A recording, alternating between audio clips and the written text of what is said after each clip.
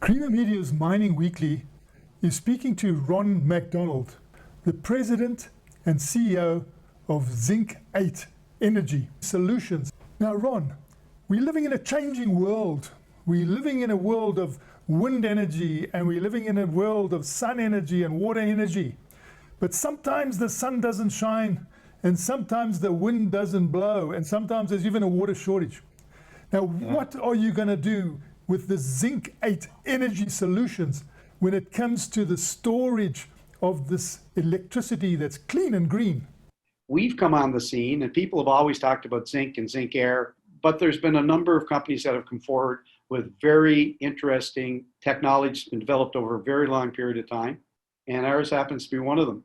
And so, the promise that we have for the marketplace is the ability to store almost infinite, but very long duration amounts of storage at a very economic price, which will help the economics like of a wind farm or a solar farm, and also take away the intermittency on the grid that would be stopping a lot of renewable energy being developed to displace GHG producing generation.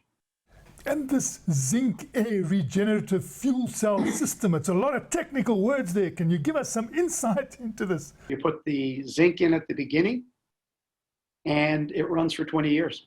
I was absolutely blown away when I looked at the technical papers. I initially did not believe any of the numbers, but a deep dive with my engineers said these numbers are real. We'd have no ghosting over the whole lifetime I had it. So the first charge you get on our battery and the last charge are the same efficiency. Zinc is plentiful, it's fairly stable in its price, but it's very low cost. And so that's it. I mean, it's plastics, it's framing, it's pumps, and a lot of technology. The system is a component system. It's got 3 components: a zinc regenerator, where we generate the zinc particles from zinc oxide. We put it into a KOH, potassium hydroxide, which is potash basically. It's a salt, and we generate it. We hold it in the storage tank. When we generate it, we release an oxygen atom. When you need the power, we take it from the storage tank over to the power stack, and we grab air. That's why it's called zinc-air, and we generate the power.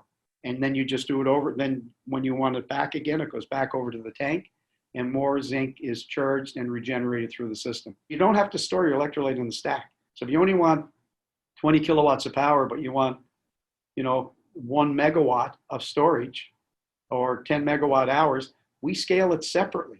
So you only are paying for what you need. And where do the 2 words fuel cell come in? We know fuel cells as having an anode and a cathode. We always hope there's a platinum involved in that.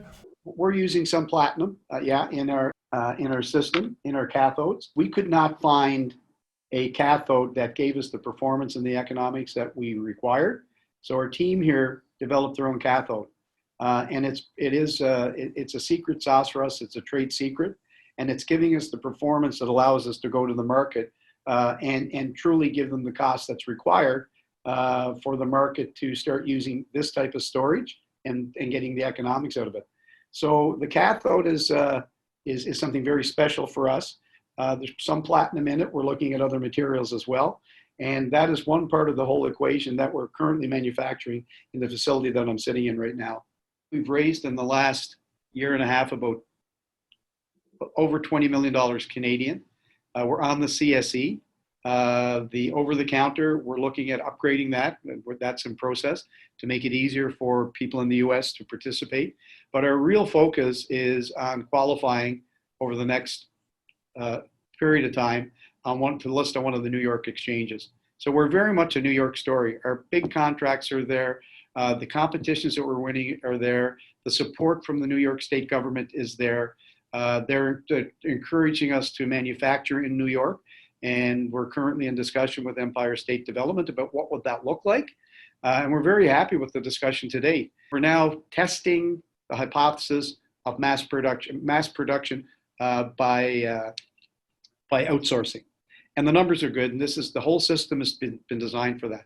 We've been dealing with opportunities in South Africa for the last year, and they're coming closer to kind of decision making for installments in like 2025. That was Creamer Media's Mining Weekly, speaking to Ron McDonald, the president and CEO of Zinc-Air Energy Solutions.